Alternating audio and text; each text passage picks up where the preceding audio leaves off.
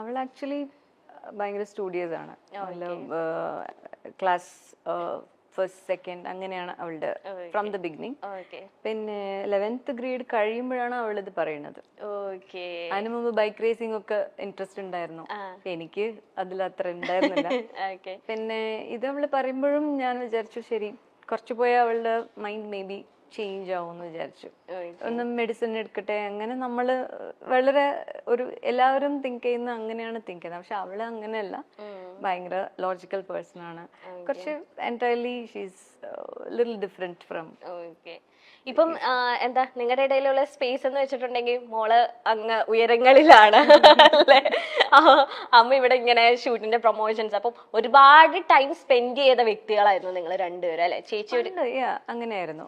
Once അവള് ഇതിന് തുടങ്ങുമ്പോഴേ കുറച്ച് ബ്രേക്സ് എല്ലാം ഞങ്ങൾക്ക് ഉണ്ട്, ഗ്യാപ്സ് എല്ലാം ഉണ്ടാവും. അവള് പിന്നെ അവളുടെ ഫ്ലൈയിങ് സ്കൂൾ ഫ്ലോറിഡയിലായിരുന്നു. അപ്പൊ ഒരു 1.5 കൊല്ലം ഇങ്ങനെ കുറച്ചായിട്ട് അവള്. അപ്പൊ ആദ്യത്തെ ഗ്യാപ്പ് വന്നപ്പോ തൊട്ട് എങ്ങനെയാണ് അത് ചേച്ചിയിലേക്ക് നല്ലോണം എഫക്ട് ചെയ്ത് കാണുമല്ലോ, നിങ്ങൾ രണ്ടുപേരിലേക്ക് എഫക്ട് ചെയ്ത് കാണും, എങ്ങനെയാണ് അതൊന്ന് മാനേജ് ചെയ്തെടുത്തത്?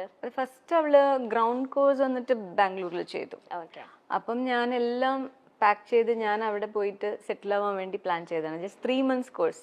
ഞാൻ പറഞ്ഞു 3 months അവള് ഇല്ലാതെ എനിക്ക് ഇരിക്കാൻ പറ്റില്ല, അവൾ എവിടെ പോയാലും ഞാൻ പോവും, അവിടെ ഒരു കിച്ചൺ സെറ്റ് ചെയ്തിട്ട് ഞാൻ എവിടെയെങ്കിലും സ്റ്റേ ചെയ്യുമെന്ന് പറഞ്ഞിട്ടാണ് പോയത്. പക്ഷെ അവള് ഭയങ്കര കോൺഫിഡന്റ് ആയിരുന്നു. പിന്നെ അവൾക്ക് സമയമില്ല നമ്മളുടെ കൂടെ സ്പെൻഡ് ചെയ്യാൻ, ഫുൾ ഇരുന്ന് എപ്പോഴും പ്രിപ്പയർ ചെയ്യണം. അപ്പൊ അങ്ങനെ ആകുമ്പോൾ ഒരു 1 month ഞാൻ അവിടെ ഉണ്ടായിരുന്നു. അത് കഴിഞ്ഞിട്ട് എൻ്റെ ഒരു ഫാമിലി ഫ്രണ്ടിനും പിന്നെ എൻ്റെ കസിനും ഉണ്ടായിരുന്നു, അവരുടെ വീട്ടിലായിരുന്നു അവള്. So she manage those 2 months. അപ്പോഴാണ് എന്താ പറയാ, കുട്ടികൾ നമ്മളെ പാരന്റ് ആയിട്ട് വളർക്കുകയാണ്.